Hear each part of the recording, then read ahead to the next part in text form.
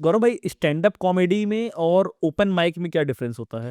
नहीं, stand up open mic is a part of stand up comedy. जो shows होते हैं, जो प्रॉपर क्यूरेटेड शोज और open mic is the place जहाँ पे हम कॉमेडियंस अपने जोक्स टेस्ट करते हैं। मतलब ऐसा नहीं है कि मैं एक कॉमेडियन हूँ तो मेरे मुंह से जो भी बात निकली वो फनी ही होगी। हमें भी किसी नॉर्मल बात को फनी की जोन तक ले जाने के लिए बहुत सारा स्ट्रगल लगता है, बहुत सारी मेहनत लगती है, बहुत सारा एफर्ट लगता है, बहुत सारा टाइम लगता है। तो वो ओपन माइक्स वो फ्री शोज होते हैं। कभी कैफेज में हो रहे हैं, कभी बड़े बड़े थिएटर्स जो वेन्यूज जैसे लाफ स्टोर है, इन वेन्यूज पे भी बहुत सारे फ्री शोज भी होते हैं जहाँ पे ऑडियंस बस आती है और हम कॉमिक्स जाके अपने नए नए मटेरियल टेस्ट करते हैं। ये मैं 5 मिनट का दिमाग में सोच के लाया था, मुझे बहुत फनी लग रहा था। अब उनके रिएक्शन के बेसिस पे हम ये डिसाइड करते हैं कि क्या ये बात फनी थी कि नहीं थी। अगर इस बात पे इतना लाफ आया है तो मैं इसको रिकॉर्ड करके ले जाऊंगा, घर जाके इसको रीराइट करूंगा, इसको मैं और ऊपर लेके जा सकता हूँ और बड़ा लाफ ले सकता हूँ। या इस पे तो हंसती हुई जनता भी रुक गई थी, मतलब ये बहुत ही अनफनी बात है, तो इसको मुझे हटाना होगा। तो ओपन माइक वो वाले शोज होते हैं जहाँ पे हम लोग सारे कॉमिक्स, नए कॉमिक्स भी नए मटेरियल ट्राई करते हैं, और जो पुराने कॉमिक्स होते हैं वो भी अपना सारा कंटेंट ओपन माइक के थ्रू ही बनाते हैं।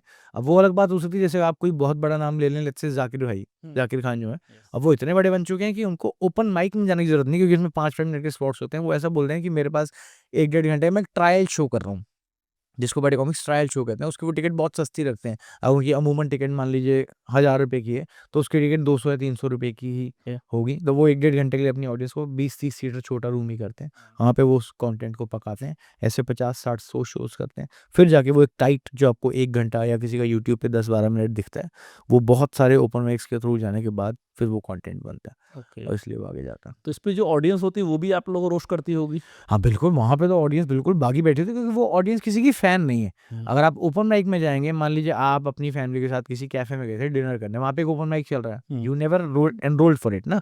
वहाँ पे आके किसी कॉमिक ने आके कोई उल्टी बात कर दी, आपने कहा फ्री स्पीच है, मैं भी कर देता हूँ आगे से, आपने भी आगे से उसको रोस्ट कर दिया। तो वहाँ वहीं पे पकता है, वहाँ पे जैसे था कि लोहा तपता है तो वो सोना बनता है। तो वहाँ पे सारे कॉमिक्स एज़ अ लोहा ही जाते हैं, वहाँ पे जब तपते हैं तो फिर वो सोना बनता है, और फिर वो सोना महँगे रेटों पे बाकी सबको बेचा जाता है।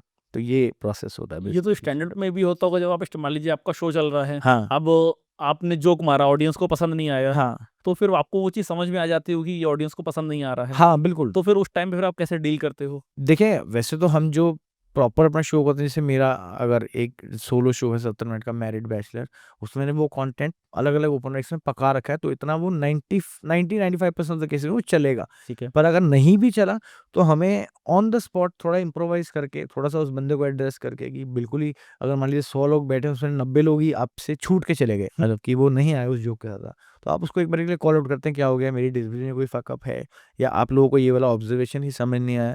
तो आप उस टाइम पे वैसे संभालते हैं। और कई बार जैसे आप आई थिंक आप हेकलर्स की बात कर रहे हैं, जो आप कह रहे हैं कि लोग जवाब दे रहते हैं, इसको कॉमेडी में हेकलर्स कहा जाता है, इसकी एक टेक्निकल टर्म है। हेकलर्स जो होते हैं वो आए ही होते हैं कि इसको उल्टा जवाब ही देंगे किसी बात पे।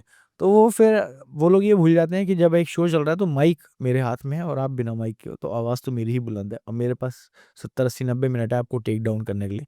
तो मैं आगे जाके कहीं न कहीं पे उसका भरपूर वो कर ही लूँगा। क्योंकि देखिए, कोई बंदा 6 साल, 7 साल, 8 साल, 10 साल से उस आर्ट फॉर्म को प्रैक्टिस कर रहा है, उसकी थोड़ी तो पकड़ आपसे ऊपर होगी ही। एग्जैक्टली, ऑब्वियसली क्योंकि होगी। लॉन्डो में तो हर 4 बकचोद लॉन्डो को लगता है कि हम भी फ़नी हैं, हम भी कॉमेडियन हैं, पर जब आप स्टेज पे आते हैं तो बात थोड़ी-सी चेंज हो जाती है। तो ऐसे हेकलिंग को हम वो करते हैं। ऐसे एक रूम पे बैठ के बकचोदी करना हाँ, और स्टेज में जाके बकचोदी करना, कितना डिफरेंस आता है माइंडसेट में?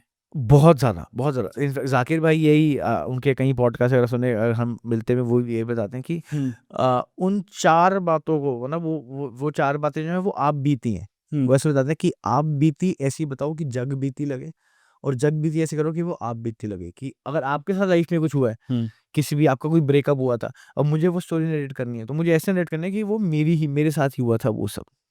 एंड सिमिलरली अगर हम 4 लोग बैठे हैं, हमारे अंदर के कुछ सीक्रेट्स हैं, किसी का कोई एक फ़नी नाम है, किसी का निकनेम है, उसको मुझे स्टेज पे ऐसे लेके जाना है कि वो सबको रिलेट करे कि मेरे ग्रुप में भी ऐसा एक लड़का होता था। तो वो वाले ज़ोन से आपको यही फ़र्क होता है कि आप कहाँ 4 लोगों में फ़नी हैं और क्या आप 4000 लोगों में फ़नी हैं। तो यही दिस इज़ द कभी बेसिक ऐसा भी होता डिफरेंस। होगा कि आप प्लान करके गए हो कि आज की जो मेरा कंटेंट है वो 20-22 साल के लड़कों के लिए, लड़कियों के हुँ, लिए होगा, हुँ, और हुँ, वहाँ हुँ। पे आपको अंकल टाइप लोग मिल जाते हैं, हाँ, तो बिल्कुल। तो क्या सेम टाइम में आप कंटेंट चेंज करते हो कि उसी कंटेंट को उनके अकॉर्डिंग? जो भी एक सीज़न्ड कॉमिक होगा, सीज़न का मतलब होता है जैसे 5 साल, 6 साल, 7 साल, टाइम एक पैरामीटर नहीं है बट स्टिल इतना निकाल लिया तो उसके पास एक्सपीरियंस्ड जो हाँ, एक्सपीरियंस होगा, उसके पास इतना कंटेंट होगा, इतनी वैरायटी का कंटेंट होगा कि अगर मेरा ये यहाँ नहीं चल रहा है, तो मेरे पास एकदम से मैंने कई बार शोज़ कर रखे हैं जिसमें एवरेज एज 70 साल, 75 साल है। अभी एवरेज हाँ, सीनियर सिटीज़न्स का ही शो है कि किसी एक ओल्ड एज होम में शो करा रहे हैं because they want to make the elderly people happy. Right. तो मेरे पास ऐसा कंटेंट होना चाहिए कि मैं इतना काबिल होना चाहिए कि मैं वहाँ जाके उसको जो है वो थोड़ा-सा इम्प्रोवाइज़ करके, थोड़ा-सा उनसे बातचीत करके, उनको उनसे उनसे कन्वर्सेशन बना के, उनसे थोड़ी-सी बातचीत सुन के, उसको अंदर डाल के, वैसा वाला कंटेंट मैं बना सकूँ। पर बहुत एक्सट्रीम केस कई बार होता है कि आप बिल्कुल ही अनप्रिपेयर्ड गए थे कि आपको लग रहा था कि 30 से 40 साल वाले लोग ही आए होंगे, लेकिन एकदम से मान लीजिए किसी स्कूल का फंक्शन था, अब वहाँ पे सारे 12वीं के 10वीं से 12वीं क्लास के बच्चे हैं, तो वो आपकी तरफ ऐसे बाउंसर्स फेंकती है लाइफ। तो उस समय आपका वो क्रिएटिव दिमाग, आपको जो ऊपर वाले ने एक आर्ट से नवाजा है, आपको वहाँ पे अपना दिमाग चलाना पड़ता है और कुछ चेंजेस करने पड़ते हैं, वैसे वाला सीन है। और जैसे वो प्लेन में कहते हैं ना ऑटो पायलट मोड पे ही सब कुछ चलता है, लेकिन जब सिचुएशन एक्सट्रीम हो जाती है बिल्कुल एकदम से टर्बुलेंस आ गई, वेदर खराब हो गया, तब फिर पायलट को आना ही पड़ता है और फिर पायलट को अपनी वो दिखानी पड़ती है, कला दिखानी पड़ती है, वहीं पे कला का खेल होता है सारा। मैक्सिमम आप कॉर्पोरेट शोज़ करते हो? जी, काफ़ी मतलब भगवान की दया से corporate shows, private events, wedding events जहाँ पे थोड़ा पारिवारिक माहौल और सब हँसी-ठिठोली के लिए आए हैं, तो वो वाले शोज़ का, क्योंकि मेरा थोड़ा-सा फैमिली ओरिएंटेड कंटेंट है, तो ज़्यादा मेरा तो वो रहता है। कॉर्पोरेट शोज़ में और स्टैंड अप कॉमेडी शोज़ में डिफरेंस रहता है कि दोनों सेम रहते हैं? नहीं, कंटेंट ही सबसे ज़्यादा डिफरेंट रहता है कि कॉर्पोरेट शोज़, अगर प्रॉपर कॉर्पोरेट शोज़ में एम्प्लॉइज़ ही बैठे हैं, तो हुँ। वहाँ पे जाके आपको थोड़ा-सा कॉर्पोरेटिश कंटेंट करना पड़ेगा। Kind of.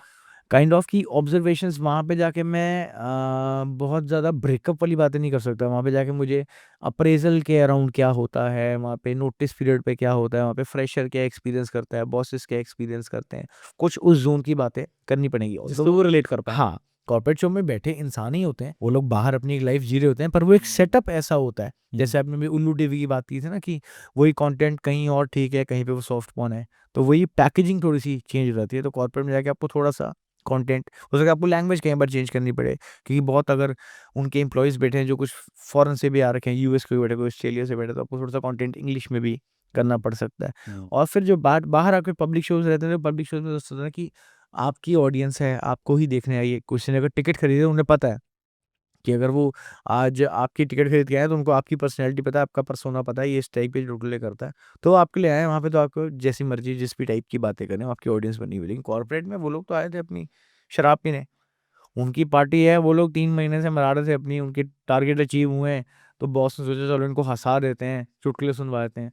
भैया उन लोगों को मतलब अपनी शराब से तो कई बार ऐसे-ऐसे शोज़ भी कर रखे हैं कि बताते हुए भी काफ़ी ऑकवर्ड लग रहा है कि भई डीलर्स मीट है, डीलर्स बुला रखे हैं सारे यूपी के, यहाँ के, वहाँ के, नॉर्थ बेल्ट के, और प्रोड्यूसर ऑर्गेनाइज़र आता है, सर आपसे जस्ट पहले एक रशियन डांस है 10 मिनट का, उससे सबका ध्यान आ जाएगा यहाँ पे। हाँ। फिर आप आधा घंटा कॉमेडी करना, फिर एक रशियन आई, फिर आप आधा घंटा करना, पूरा माहौल बन जाएगा। उन्हें पता नहीं है वो वहाँ आए ही रशियन और दारू के लिए हैं। उनके लिए मैं तो भैया वो हूँ ऑब्स्टेकल हूँ कि तू दफ़ा हो यहाँ से। तू जल्दी तू हाँ। निकल, तो रशियन आए। हाँ, एग्ज़ैक्टली। रशियन के बाद कोई मुझे देखे सोचे आपका सोच के मूड ख़राब हुआ है, तो उन डीलर्स का कैसा होता होगा? तो वही है, अलग-अलग टाइप के शो हैं, यही आपको एक्सपीरियंस होना चाहिए कि आप कैसे वो शो उस टाइम पे सँभालेंगे, क्या-क्या वहाँ चेंज करेंगे अपनी अप्रोच के अंदर। राइट।